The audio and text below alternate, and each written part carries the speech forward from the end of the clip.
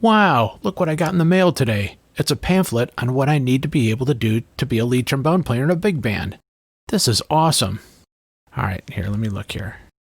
All right, step one, be able to lead a section.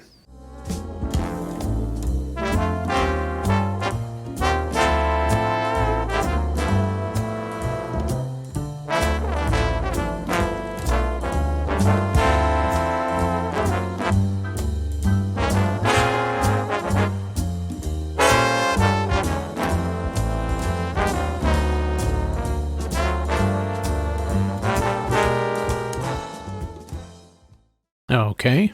Step two, be able to solo.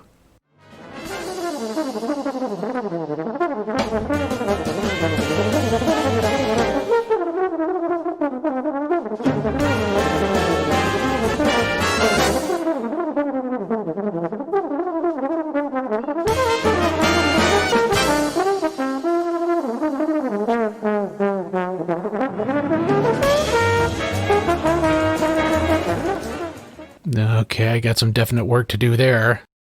Not sure about that. Oh, look, there's a bonus step. Do some writing and arranging and put your own spin on it.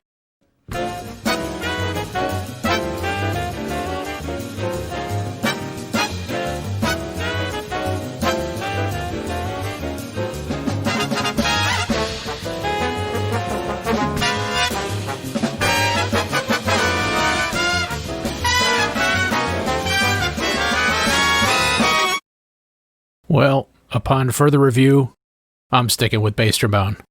Let the professionals take care of that stuff. Welcome to the Big Band Allergy Podcast. I'm Eric Trigney, and this is part 8 of Building the Big Band. The workload for the big band lead trombone player can be overwhelming. First, you have to lead the section. Next, you may have to blend in with the low trumpet voices or double the lead trumpet line to give it more strength and punch. And if that weren't enough, you get to play solos too. One of the best at doing all of that effortlessly is trombonist, composer, arranger, and native Clevelander John Fedchuk. We sat down and talked about his days playing on and writing for the Woody Herman Band, his approaches and thoughts on 3- and 4-man trombone sections, and how his composing has grown over the years while leading his own big band. All that is just around the corner. Sometimes when you sit back and look at something, you realize it's better to just let things happen and step aside. And that's exactly what I'm going to do this week. No extra stories or history lessons. We're just going to jump right in and let my guest give you all the info you need. All right, so this week I have very, very happy to have Mr. John Fedchuk, trombonist extraordinaire. Hello, John. Hello, great to be here. Great to have you. Thank you for checking out the podcast. I really appreciate it. It seems to be getting out more and more to folks, so that's great. How are things going in New York? Slow but sure. It's been a long haul with the quarantine and everything. Things are just starting to enter stage 1 here. So we've been kind of cooped up for about 3 months. Right. So you're from Cleveland, just like me. Tell me a little bit about your growing up here and how you got inspired to get into music. We lived in Highland Heights area, went to Mayfield High School, and I think I moved there to that area when I was like 4 years old. So all the way through high school. About, I guess, my second or third year at Mayfield High School, the band boosters brought Woody Herman's band in to play a concert and do a clinic as a fundraiser. Nice. And that was the first experience where I had heard that band. Just earlier that year, I'd heard Maynard Ferguson's band live. And Okay. the fact that blew me away was I had some big band records, but I didn't realize that it was still something that was alive and well at the time with being played by young people. Right. So that was very inspiring for me. What was the first big band recording that really caught your ear? Well, I mean, if you count when I was younger, when I was like 12 or 13, Yeah. I had an uncle who gave me a Tommy Dorsey collection. And not only was that my first introduction to big band playing, for the most part, it was also, hearing trombone played like I'd never heard it played before. Yeah, absolutely. What's your approach as the lead trombone player? Like, what are you listening for, or what are you looking for if you're working in a section as the lead player? Well, a lot of it has to do with the context you're playing within. The thing about lead trombone that makes it different than lead trumpet is that if lead trumpet's playing a lead part, he's in charge of everything. Right. But you're playing lead trombone, you have to know if your first part is something that has some type of melodic interest, or if it needs to blend in with the trumpet section, or if you have the freedom to modify the phrasing a little bit, or articulations, or if it's simply chord pads, you have to alter your articulations for that and your sound quality and things like that, the timbre of your sound. It's not as easily just pick it up and play kind of a thing.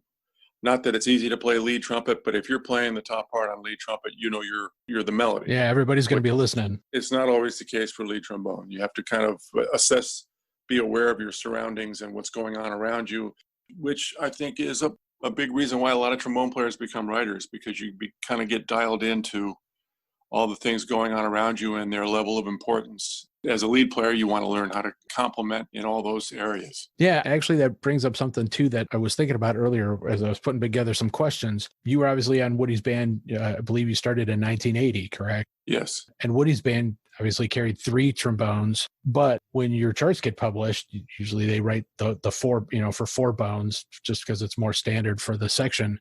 Sure.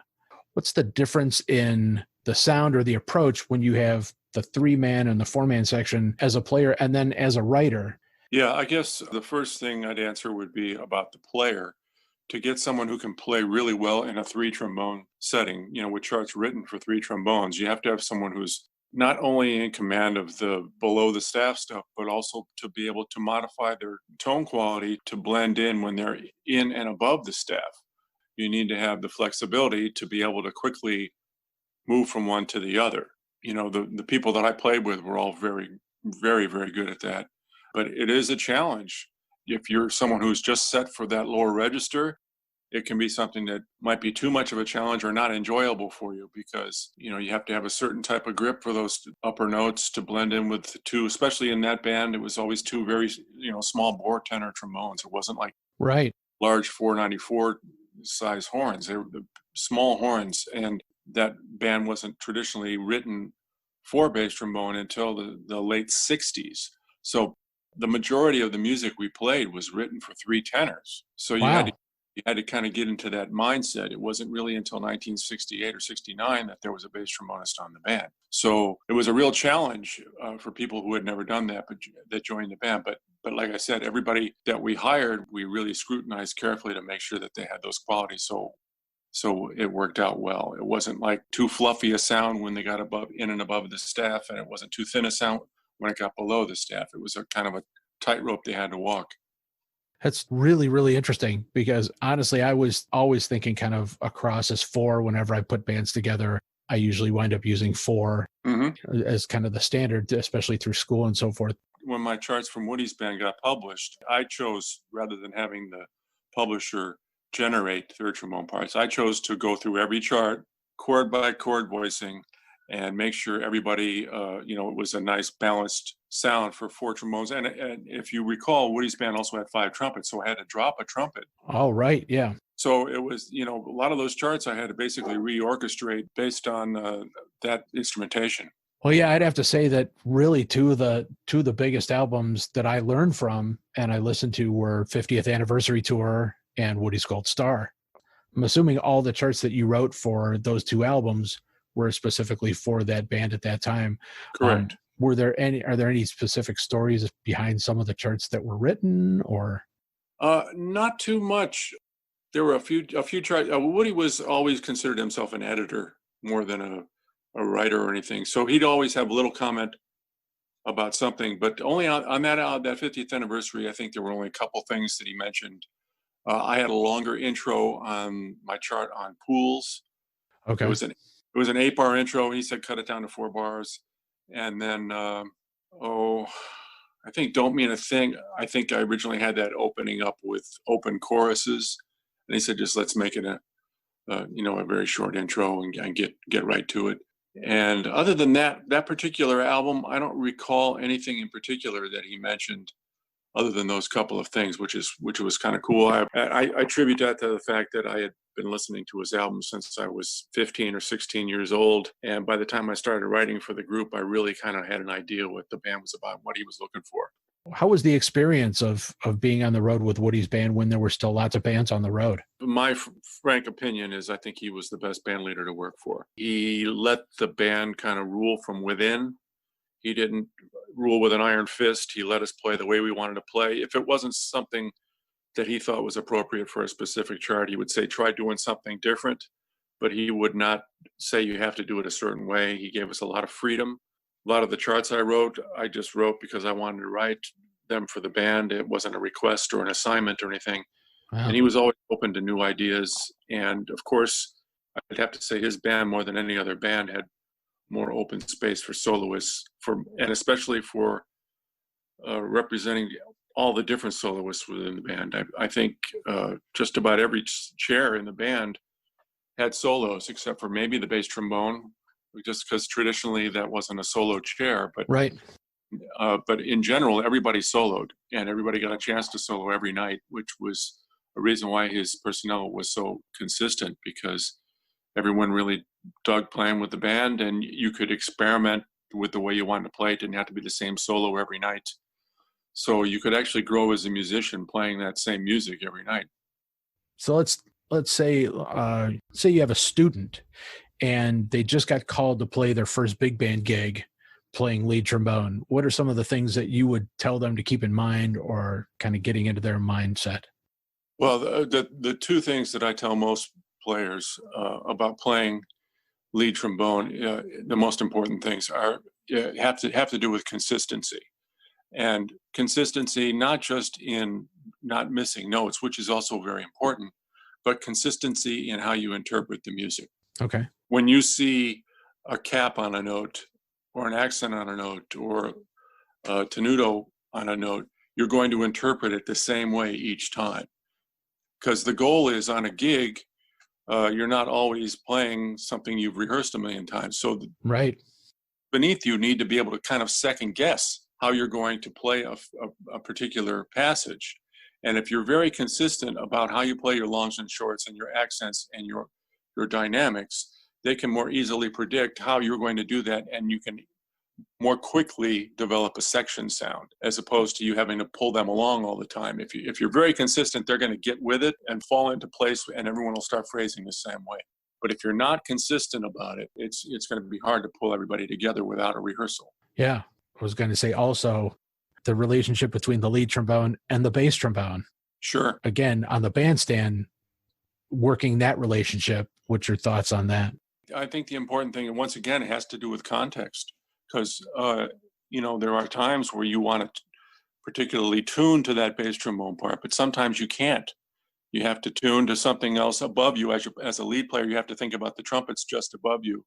Because if you're holding your ground down there and they're rising up, maybe because the lead trumpet player is getting tired or pushing the envelope with the upper part of the pitch, you kind of have to be flexible with that and trust that the bass trombone player is going to continue to tune with the bass, and right. You kind of go in and out of that. And that's another thing with the three trombone section too that you have to realize, is that many times if the bass trombone is not playing the root, you're playing very skeletal voicings, right? Usually with thirds and sevenths and a color tone of some sort, which means there's always an exposed tritone in the section, which most times means tuning issues. So the advantage to playing with three trombones in a long-term basis is you really learn how to tune those wider intervals within a section to get the sound and to get the section to ring without having everything in thirds. It is a challenge, but that is one of the things that I think I grew from in playing in a three trombone section. What is your favorite chart of yours to play that you've written? Oh, wow. Well, some of my newer ones I think I really enjoyed. But as far as the Woody Herman stuff goes, I think probably some of that stuff on the 50th anniversary. I really love playing Epistrophe. I still play that with my big band in New York.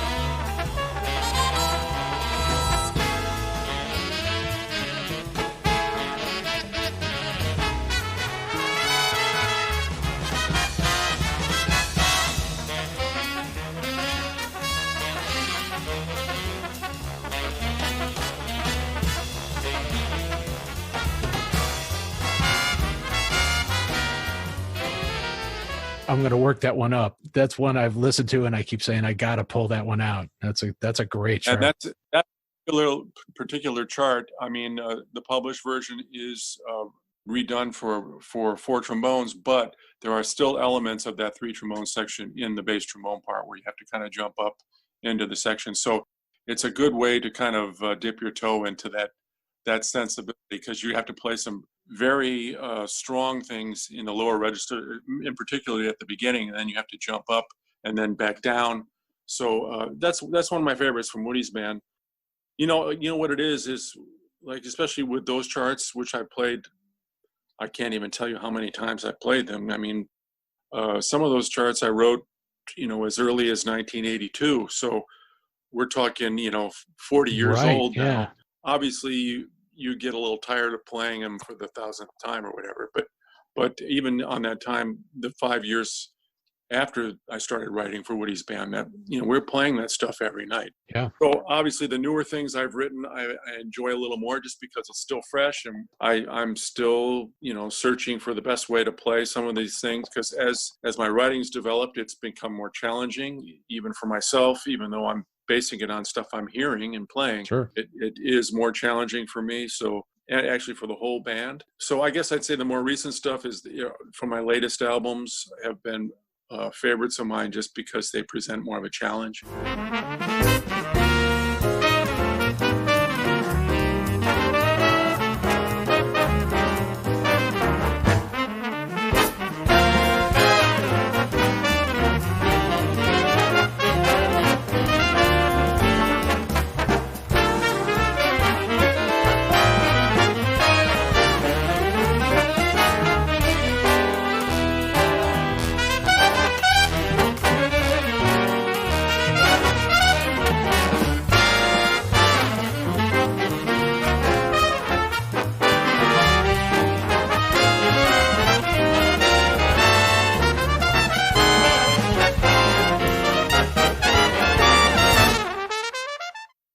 What's one of your favorite charts by anyone else that gives you something a little extra when you're on the gig? Like if you happen to come in and sit in, what's a chart that somebody else has written that you always enjoy playing? I played with the Carnegie Hall Jazz Band for quite some time until they stopped, and then it became the John Faddis Jazz Orchestra. But for those many years, I didn't start out as a regular, but I was a sub for all three tenor trombone chairs. The lead chair, Dennis Wilson's lead chair, Steve Teray's second chair, and Slide Hampton's third chair. Eventually, Slide left the band, and I took that chair. And then Dennis moved to Michigan to teach at University of Michigan. So I moved up to the lead chair. So I'd played all those chairs. But during that time, we played a couple of really great charts. One by Frank Foster that he rewrote on Shiny Stockings. Okay. Which is, there's no jazz solos in it. It's just each chorus is a soli for each section. Ooh. Really, really cool chart. And then the other one is Slide's chart on Frame for the Blues. A classic he wrote for Maynard, and then he kind of modified it a little bit for the Carnegie Hall Band. But that piece is a work of art. And to play it sitting next to Slide, especially when I was playing the lead, and then Slide is next to me, and of course we all know he plays left-handed, so his bell is on his right shoulder, so it's right next to my head. So yeah, it's very rare as a lead player you'll sit in a section where you'll have the second trombone bell right next to your head and the third right next to your head. So it was a really unique situation playing with Steve and Slide in that circumstance. And Douglas Purviance played the bass trombone part. So really unique situation that you never ever experience with another band unless you know another left-handed bass third trombone player. Yeah, I can't say that I've ever been in that situation. That's cool. So give us a little bit of what's going on with you, or where people can find out some more stuff about you, if they happen to be in New York or if they're going to be going around. I saw something about an Iowa Jazz Festival too. Yeah, as you mentioned earlier, my wife is Jennifer Wharton. She's a fantastic bass trombone player, and she has a group called Bonegasm that had an album come out a year or so ago, did really well. She had an invitation to play at the Iowa Jazz Festival. So unfortunately it was canceled because of the coronavirus. So we were invited to come back next year, and hopefully that will happen. I still have one gig that has yet to be canceled. I'm kind of keeping my fingers crossed for my sextet, because we have a new album coming out in July and mid-July. And this is a gig at Birdland, at the Birdland Theater on July 26th in New York. So I'm hoping things will be such that we can perform there. And, you know, it's just a wait and see thing right now. But I'm excited about the new album coming out with the Sextet. It came out really great. You know, really looking forward to people hearing that. It's somewhat new writing of mine. Well, it is new writing of mine, but somewhat of a different approach to the Sextet. So I'm excited to get that one out there. And as far as the big band goes, I've just been trying to, during the pandemic, I've just been trying to write a little bit every day and kind of keep things moving. This is a good time to kind of create some content that I'll use later, even if I don't use it now. Fortunately, with technology, I can hear the charts I'm writing, so I know what they are, so I can kind of etch them in stone and get them all cleaned up and printed and everything and just have them ready to go whenever the band's back on track. That's great. I'm working on actually doing one of the virtual performances too. We've been working through Thad Jones' Me What You Say. Oh, nice. So we're going to see how that goes out. Yeah, I'll definitely keep an eye out for the Sextet recording when it comes out in July. And as I keep thinking, and I'm hoping it is for all of us, that 2021 is going to be a very, very, very busy year, thanks to all of the rescheduling and postponing. Yeah, that's a big hope of mine. And then my other hope is that because of the good-hearted nature of most musicians, creating and posting music for free on the internet, that people don't get used to that and forget that we have to make a living. And come out to hear us live and patronize your favorite bands and their music that they're selling and things like that. Yeah. Well, thanks so much for the time, John. You're welcome. Great to talk to you. And hopefully when you make it up to Cleveland here, you and Jennifer, we can work out something to have you guys come in as guests and play with the band for the night. Oh, that'd be a lot of fun. I really enjoyed your podcasts, and it's a great idea. Everyone's kind of thirsty for new information online, and you're giving it to them. So congratulations. Thank you for that. And you have a great one, and we'll keep in touch. We'll talk to you soon. All right. Take care. I hope you enjoyed hearing from trombonist John Fedczak. You can find out more about him at www.johnfedczak.com. Make sure you look him up on many recordings, especially with the Woody Herman Band and the John Fedczak New York Big Band. The show is sponsored by the Sketch Anderson Orchestra, Cleveland's best live Monday night big band. Check them out on their website at www.saorchestra.com, on Facebook at SA Orchestra, on Twitter at SAO Jazz, and on Instagram and Patreon at SAO Big Band. By BAC, the Best American Craftsman, makers of my custom bass trombone and Model 4 tenor trombone. BAC, get in the loop. If you have a question or just want to say hi, please drop me a line here or send me an email at bigbandology@gmail.com. Join us next week when we talk about the final leader down the middle of the horn section, the lead alto. You're not going to want to miss that. Once again, thank you for tuning in. I am Eric Dragney. Until then, please be safe and be supportive to each other. And as always, keep swinging.